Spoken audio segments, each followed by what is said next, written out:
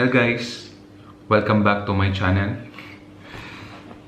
This is a reaction video dun sa bagong rules na nilabas ng IATF regarding dun sa fully vaccinated individuals. Okay, fully vaccinated travelers going to the Philippines. Siya nga pala, nakabalik na ako ng Angola. So, Tagalog version tayo ngayon para maintindihan natin, para sa mga FW, para maintindihan natin yung bagong IATF rules regarding sa vaccinated ng Filipinos. Okay, kanina ko lang nabasa yung IATF. 1 minute. IATF Resolution number 123C. Okay. Huwag na tayo magpaligoy-ligoy pa. Pisahan na natin.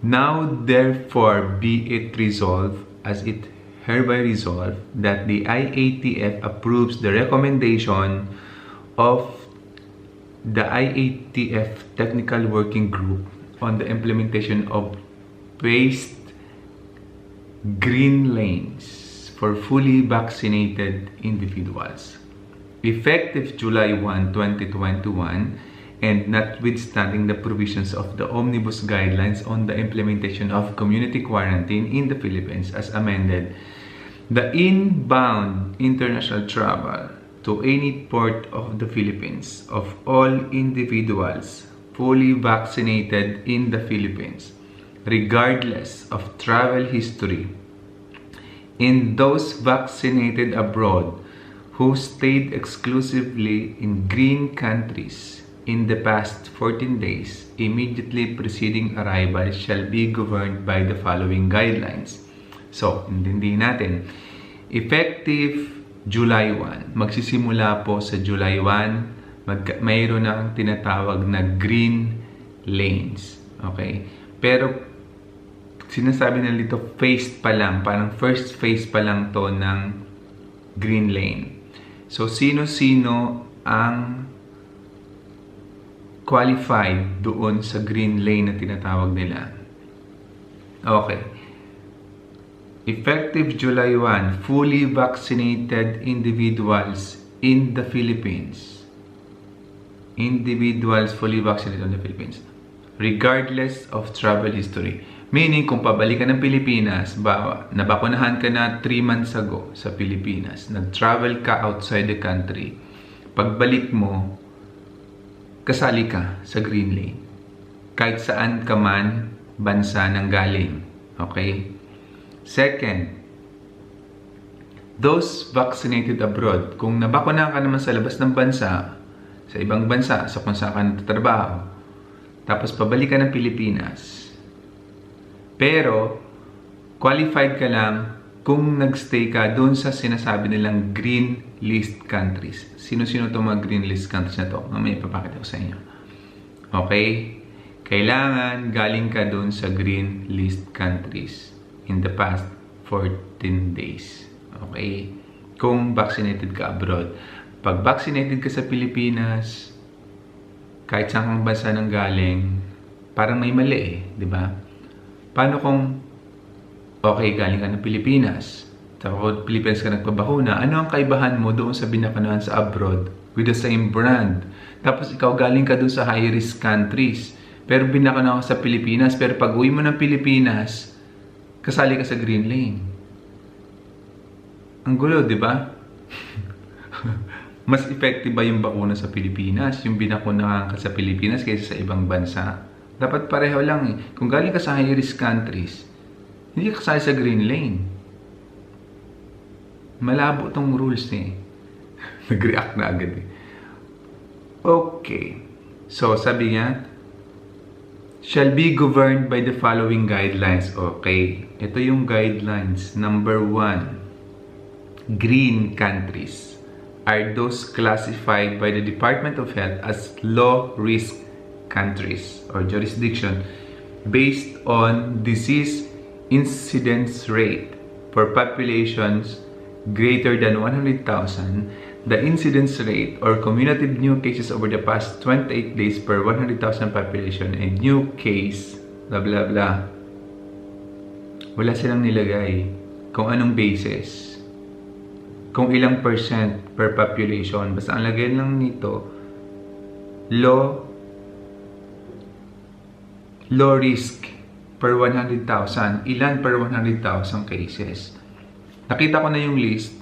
Hindi kasali yung Angola, pero katsana yung China. Siya nga pala nito na ako sa Angola, nakakabalik ko lang 3 days ago. 27. So, magulo. Ano yung basis nila? Kinumpute ba nila lahat ng countries? Yung cases sa lahat ng countries? Nung nakita ko yung list, wala halos yung mga countries na maraming OFW. Actually, wala. So, dito muna tayo. So, number 2. So, basta pag hindi ka galing doon sa green countries, hindi ka kasali. Okay? Kailangan i-identify natin mamaya yung mga countries na kasali doon sa listahan nila. Number 2, an individual shall be considered as having fully vaccinated for COVID-19 if more than or equal to 2 weeks after having received the second dose in a 2-dose series. Kung ikaw daw, mako-consider ka as fully vaccinated kung nabakunahan ka ng second dose 2 weeks before, bago ka mag-travel. Okay? Bago ka dumating ng Pilipinas. Kasali ka sa green lane. Okay? So, pag binakunahan ka 1 week before, umalis ng, let's say, galing ka ng China, kasi kasali ng China sa green lane. Binakunahan ka ng 1 week before, dapat di ka kasali. Kasi ang nakalagay dito, more than or equal to 2 weeks after having received the second dose in a 2-dose series, or more than or equal to 2 weeks naman after having received a single dose vaccine. So kung yung huling dose binakuna sa'yo 2 weeks before, qualified ka. Okay. The vaccines administered to the individual are included in any of the following: emergency use authorization, list, or compassion special permit issued by the FDA, and emergency use listing of the World Health Organization. Kailangan yung bakuna mo ay approved or kasama dun sa listahan na approved for emergency use authorization. Parang lahat naman ng binabakuna ngayon ay approved by the FDA and the World Health Organization. So, yung di ba, Sinovac, AstraZeneca, Pfizer, Moderna, lahat naman, Sputnik, lahat naman yata approved na yon. So, yun. Number 3, fully vaccinated individuals shall carry the following as proof of their vaccination. Dito may question na naman ako. For those fully vaccinated in the Philippines must carry their vaccination card, which should be verified prior to their departure by a certification issued through the Certificate of Vaccination Record portal of the Department of Information and Communication Technology or the City Health Officer of the LGU which administered the full vaccination. Magulo. Basahin ko ulit. Those fully vaccinated in the Philippines, kailangan mo daw, meron kang vaccination card verified bago ka umalis ng Pilipinas, verified by the Department of Unique DICT or the City Health Officer ng iyong LGU. Bine-verify ba yung mga nagkaroon na ng ano? So parang kailangan merong tatak or something, yung certificate mo, yung vaccination card mo, bago ka umalis ng Pilipinas, kailangan na paano mo sa ano, mayroong certificate of vaccination record galing sa inyong City Health Officer. Okay? Para maging valid siya dun sa green lane. Okay? Tapos, those fully vaccinated naman in countries outside the Philippines must carry their official documentation of full vaccination validated through the Philippine Overseas Labor Offices. ito para sa OFW lang ha. Ang nakalagay lang nila dito is para sa OFW. Kasi sa OFW lang to applicable ang Philippine Overseas Labor Offices. Hindi nila ni-specify kung pati yung mga balikbayan or overseas Filipinos na hindi OFW. Or present their international certificate of vaccination, whichever is applicable. So, kung nabakunahan ka daw sa labas ng bansa, sa labas ng Pilipinas, kailangan yung vaccination mo, vaccination card, ay validated ng polo. Hindi naman lahat ng bansa may polo eh. May Philippine Overseas Labor Offices eh. Merong consulate, meron kami dito sa Angola, meron kaming consulate, pero kailangan mo pang magpa-schedule ng appointment. Even before the pandemic, hindi naman nga sila daily open ang konsulado dito. So, kailangan yung vaccination card ko para pa-validate ko pa or papa-authenticate sa consulate na nag-open lang 3 days. 3 days in a week lang ang open ang consulate namin dito, and hindi siya full day open. So pahirapan pa to, di ba? Pandemic nga. Mahirap lumabas, papupuntahin ka pa dito sa polo or sa konsulado para magpa-validate ng iyong vaccine.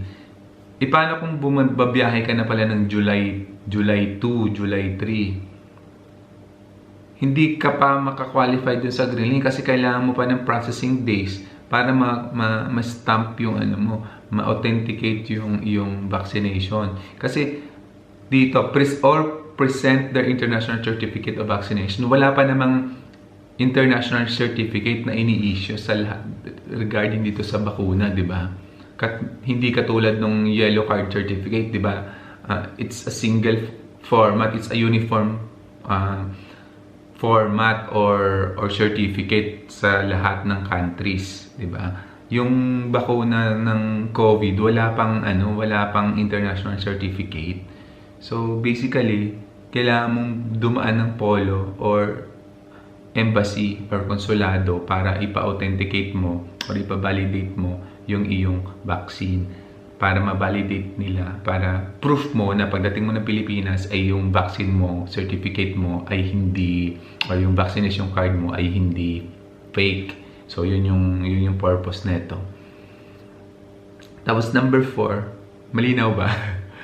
All arriving individuals fully vaccinated in the Philippines, regardless of travel history, and those vaccinated abroad who stayed exclusively in green countries in the past 14 days, immediately preceding arrival shall be required to undergo 7-day facility-based quarantine upon arrival, with the date of arrival being the first day. So ito na yun. From 10 days, magiging 7 days. So yun yung nabago. From 10 days na hotel quarantine, kung galing ka dun sa green list countries and you are Filipinos fully vaccinated sa Pilipinas, regardless of travel history, ito sa number 1, di ba? 7 days na lang.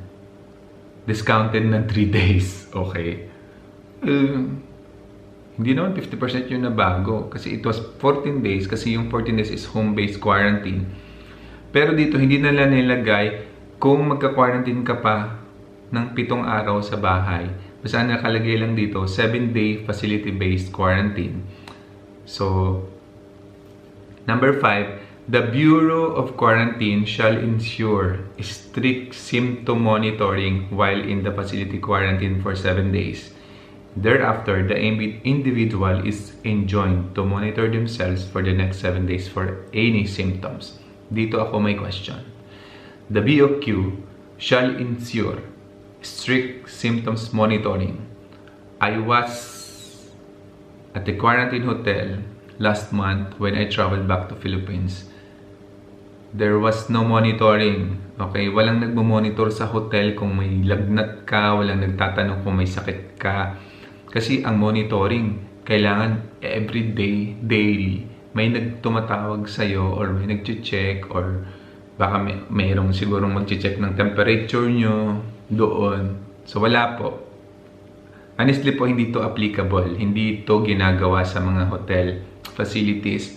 I'm speaking based on my experience. Kasi ako nagkaroon ako ng masamang pakiramdam. Kung mapapanood yung vlog ko, sumama yung pakiramdam ko ng isang araw. Pero walang nakaalam. Bukod sa vlog, bukod sa audience ko, walang nakaalam dun sa hotel na may sama yung pakiramdam ko on my 4th day. Parang nagkaroon ako ng sore throat or something dahil siguro sa puyat at kumain ng tsokolate.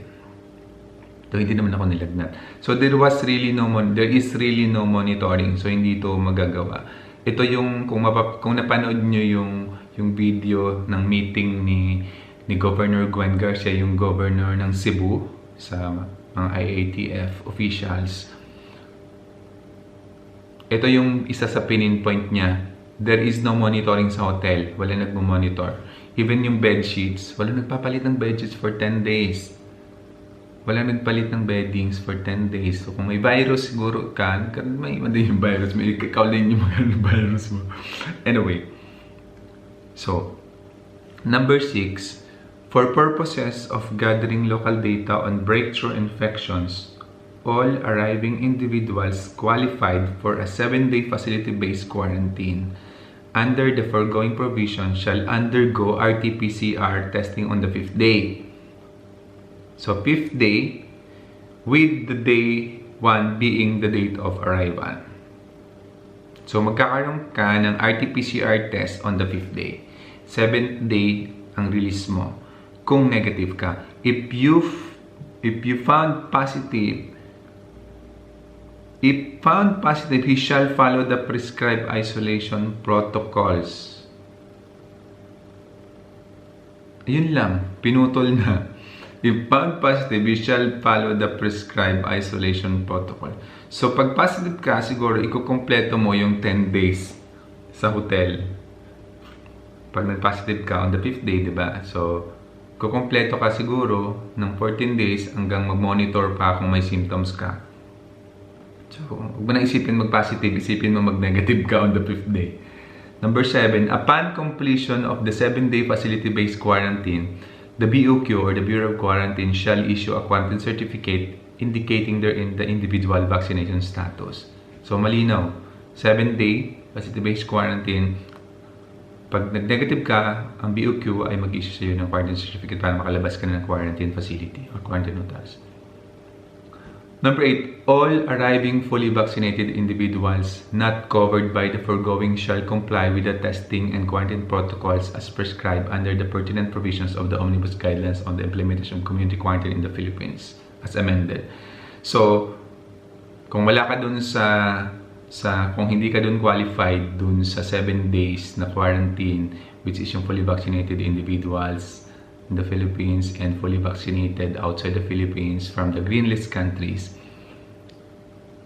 susunod ka pa rin doon sa 10-day quarantine hotel and 4 days home quarantine, 14 days total. So yun lang, wala namang halos na bago. Yun lang except sa naging 7 days yung 10 days sa hotel, tapos bakunado ka sa Pilipinas, tapos regardless kung saan kang bansa nagbakasyon, pagbalik mo ng Pilipinas, nasa green lane ka, pero dapat yung vaccination card mo ay validated bago ka umalis ng Pinas, validated by the LGU health officer or something. Tapos pag sa outside ka naman ng country, nagpabakuna, fully vaccinated ka, you need an international vaccine certificate or your vaccination card should be validated by Polo or the embassy. Malinaw. Nasaan yung rules regarding sa non-OFW? So, kailangan may international vaccine ka. Okay, parang yun. Kasi hindi malinaw eh. Maraming kulang dito sa rules.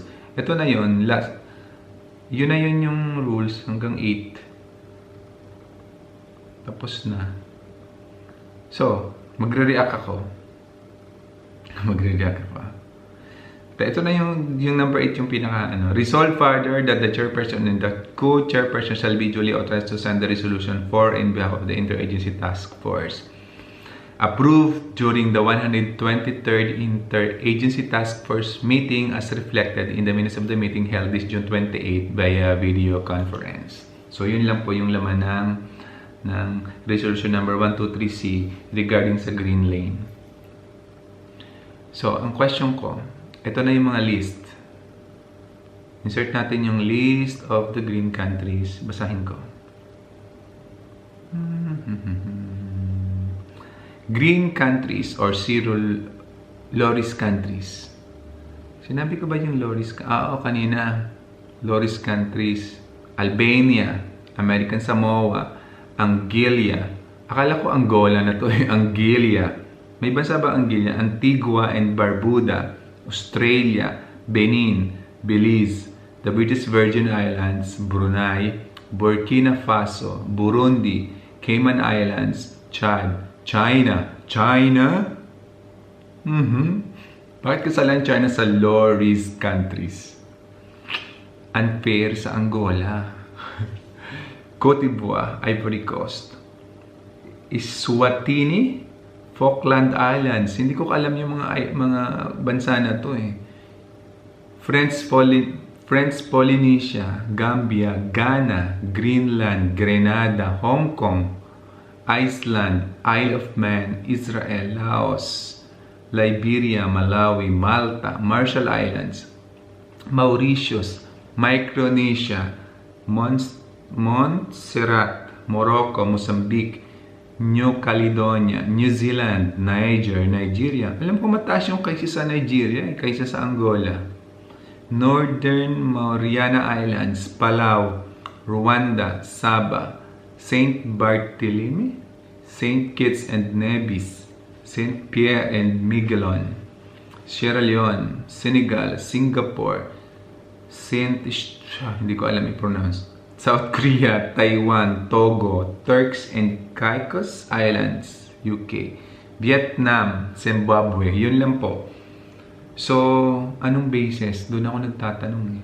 Kinumpute ba nila lahat? Chinek ba nila lahat ng countries? Kasi dito sa Angola, so pagka nagpabakuna ako, walang effect sa akin kasi I am planning to have my vaccine in the coming weeks.